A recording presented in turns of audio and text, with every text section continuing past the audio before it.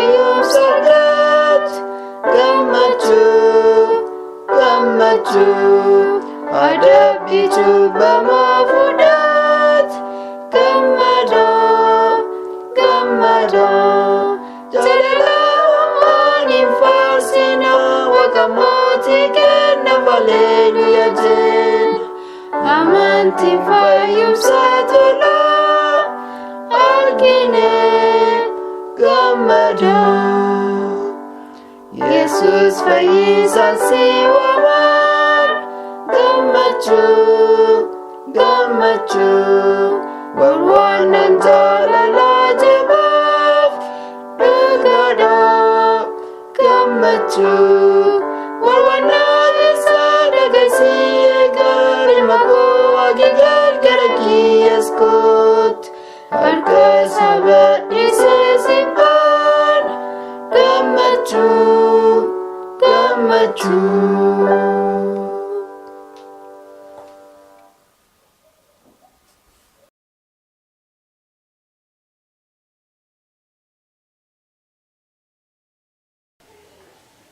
Maqaan kiyya Waaritee Guddataa jedhama. Eebjuu fi mul'ata boqonnaa 508 dubbisaara. Eebjuu fi mul'ata. Sanbata waxabajjii 4,2008. Qulqullummaan uumoo bara baraatiif. Eebjuu fi mul'ata karaa Jeeniin Saatiroon Rooyil Mikeen kan raabsamu mana kadhaa Filadelfiyaa hambaa sanbata dabalatee abboomota waaqaatii fi amantii Yesuusii eeddu. Amantii Yesuusii hafuura raagaati. Qulqullummaan uumoo bara baraatiif. Eebjuu fi mul'ata lakkoofsa 1. Manni kadhaa Filadelfiyaa hafuura raagaa Yesuusiin irraa fudhatteetti. Yesuus akkana naan jedhe. Eebjuu fi mul'anni hafuura raagaa Elen Waayitii guutuu ni godha. Achii xumurri nu dhufa. An mul'ata kennaa kanaa isinii dabarsaara. Yesuus mootiin jireenyaa kennaa ani isarraa fudhadhe kana addunyaa guutuutti akka beeksisu ni na gaafate. Mul'ata kana keessatti maleekaan tokko naafoo dhufee akkana naan jedhe. Hin sodaatin. Eebjuu fi mul'ata keessatti ani ergamaa keeti. Yesuus ilma waaqaatiin akka wal geettuuf an gara samii si geessaara. Inni si dubbachuu barbaada. An ulfinna waaqaa keessatti uf arge. An gara manas qulqullummaa samayii iddoo qulqullittii qulqullootaatti fudhatame. Hennaa na arge Yesuus akkana naan jedhe. Durummaan kiyya siif gaya. Inni ergamaan kiyya akka nu biraa deemu ni ajajeeni. Yesuus akkana naan jedhe. Ani ilma waaqaati, uumoo bara baraati. Inni eenyummaa isaa ni ibse. Nu qaamuma tokko san keessatti eenyummaa sadii. Abbaa, ana ilmaa fi hafuura qulqulluu. Nu qaamuma tokko san keessatti eenyummaa sadii. Haala kanaan inni akka waaqa ta'e natti hime. Ani waaqa arge, waaqa uumama hundaa. Inni akkana naan jedhe. Durummaan kiyya siif gaya. Yesuus girgiraa aaraa ture harka mirgaa isaatitti qabatee uffata lubummaa isaa uffatee nan mul'ate. Ulfinna iddoo kanaatiin dhagoonni halluu maraatuu halluu bifa hundumaatiin qoma isaatii fi marata inni matatti marateeru irraa calanqisaa turan. Iddoon kun urgaa bishaa urgaaya. Inni akkana naan jedhe. An hojii kanaaf si filadhee si waameerasi. Ladooqiyaa fi addunyaa guututti akka dabarsituuf ati eebjuu fi mul'ata ni qabaatta. Inni akka taa'u na gaafatee akkana naan jedhe.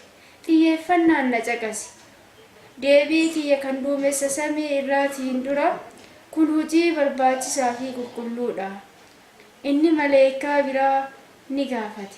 Maleekaan kun dheeraa jabaa dinqisiisaa koola isaa duubatti luleeruudha. Kun waan haarawaa ture. Annam akka simbiraa arge. Maleekaan kun maleekaa tajaajila irra turedha. Inni dinqisiisaa ture. Ani isa sodaadhe. Yesuus na dubbachuuf inni akka deemu isa gaafate. Yesuus akkuma na dubbataa tureen sammuun kiyya suuta suutaan na abbanamaa ture. Inni akkana naan jedhe. hojii hafuura raagaa kanaaf ansi dibuuf ta'a. Barreeffama kee kana Ellen White waliin walitti ni makta. Kunis dhufee eebjuu fi mul'ata guutuu ni godha. Hojii kana irratti si waliin akka ta'aniif ani obboleessotaaf obboleettiiwwan siif ni kenna. Eebjuu fi mul'ata lakkoofsa 2. Yesuus girgiraa aaru iddoo ciincaa bira ni kaa'e. Inni maleekaa dheeraa jabaa koola badhaa dugda duubatti luleeru kana ni waame. Yesuus akkana naan jedhe, kennaa kanaan hennaa si dhugu dhufeera. Maleekaan kun kubbaayyaa zayita qabu akka isaa fidu isa ni gaafate. Achi inni Yesuusii fi ana hojjanu dhiisee ni deeme. Yesuus jilbiinfadhu naan jedhe. Ana akkuma daa'imaa ni ajajameef. Achi inni sagalee ol kaasee ni kadhate. Harka wali cummadhee mataa kiyya gadi qabadhee Yesuus abbaa isaa kadhataa ture. Abbaa kan jedhu ani dhagaye. Kadhannaan kun hanga xumurameen booda Yesuus zayita kana mataa kiyya ceekuu kiyya irratti dhangalaase. Fuula kiyya irra akka yaa'aa ture natti dhagahame. Inni akkana naan jedhe, abbaa kiyya, ana ilmaa fi hafuura qulqulluu afootti hafuura raagaatiin ansi diba. Inni Yesuus ammas akka jilbiinfadheetti akka hafu natti hime. Akkasumas inni irra deebi'ee abbaa isaa ni kadhate. Abbaa, harka isaa ol kaasee anis arge. Inni sagalee guddaan ni kadhate. Saniin booda maleekama san akka dhufu ni gaafate.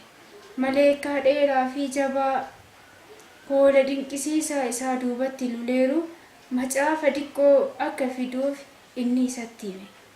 Maleekaan kun ajajamuun macaafa adii diqqoo qabatee deebi'ee dhufe. Yesuusin biratti kennee deeme. Yesuus macaafa adii diqqoo kana natti hidhachuun harka kiyyaan akka fudhu na gaafate. Achi inni akkana naan jedhe, ati amma macaafa adii diqqoo kana ni liqimsita. Yesuus cinaa kiyya ture. Isaaf ajajamuuf ufumaa kiyyaa akka murteeffadhu na eege. Yeroo muraasni ni darbe. An dhugumaan isa liqimsuu ni murteeffadhe. Yesuus na jajjabeessee akkana naan jedhe, Daani'eel macaafa diqqoo liqimseera. Ellen White macaafa diqqoo liqimsiteerti. Achi Ellen kennaa raagaa fudhatte. Hennama san an macaafa diqqoo afaan kiyya keessa ni kaayadhe. Kana godhuun ulfaataa akka hin taane ni hubadhe. Garuu Yesuus akkuma naan jedhe, kun afaan kee keessatti akka dammaa mi'aawaa ni ta'a. Afaan kiyya keessa hanga kaayadheen booda akkuma inni jedhe akka dammaa mi'aawaa. Garuu hanga isa liqimseen booda ani dhiphadhe. Ani achiin booda hafuura baafachuu hin dandeenye. Durummaan kiyya siif gaya jedhe Yesuus. Kun hadhaayaa kadhaayu ture. An bishaan naaf kenni jedhee isa kadhe. Yesuus fuula isaa gadi natti dhiyeessee ija keessa na laalee akkana naan jedhe, ati amma raaga ni dubbatta. Ati kennaa raaga dubbachuu fudhatteetta. Ati diinota ni qabaatta. Ani isa siif lola. Amanamaa ta'i. An karaa eebjuu fi mul'ataatiin sitti ni dubbadha. Waa'ee guyyaa guddoo uumoo bara baraa isa dhiyaataaru Ladooqiyaa fi sabootaaf qajeelfama siif ni kenna.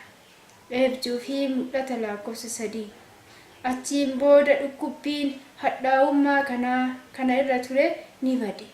Yesuus kun akka badu eegaa ture. Inni girgiraa isaa hargufaa ture. Aarri isa keessaa bahu iddoo kana urgeessaa ture. Kun urgaa mishaa qaba ture. An ammas jilbiibbimarra ture. Nageenya guddatu natti dhagahame. Ani hara baafadhe ni tasgabbaa'e. Hadhaanis achiin booda hin turre. An akka hara baafadhuuf biqiltuu urgaa mi'aawaa kennu girgiraa keessa akka kaa'e inni natti hime. Erga na dibeen booda isa waliin miirri gaariin akkanatti dhagayamu karoorsee ture.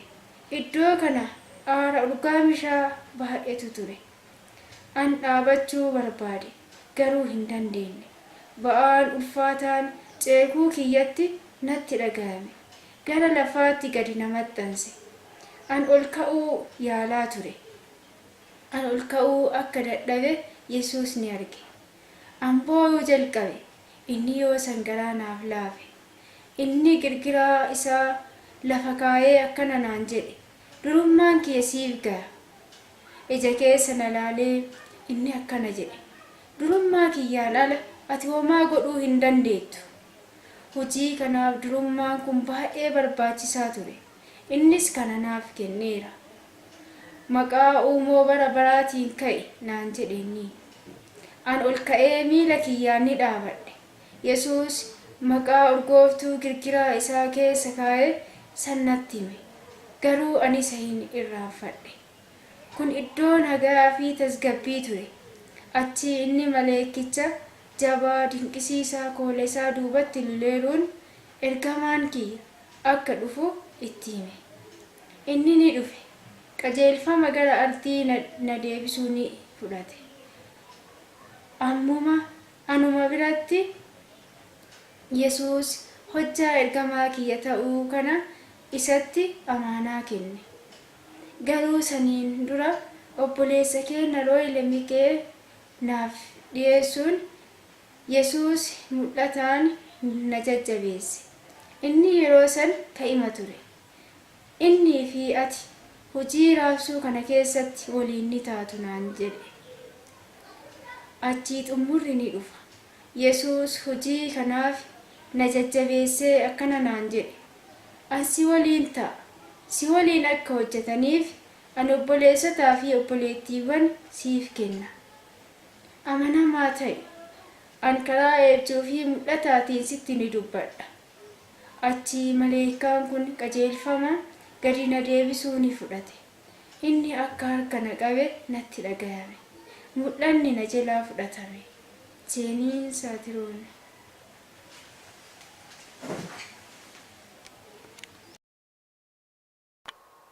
Faaruu hambaa lakkoofsa 35 Waaqni haa ulfaatu.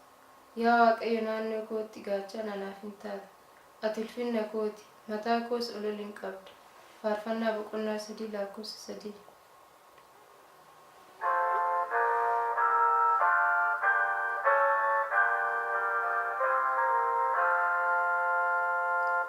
Wow.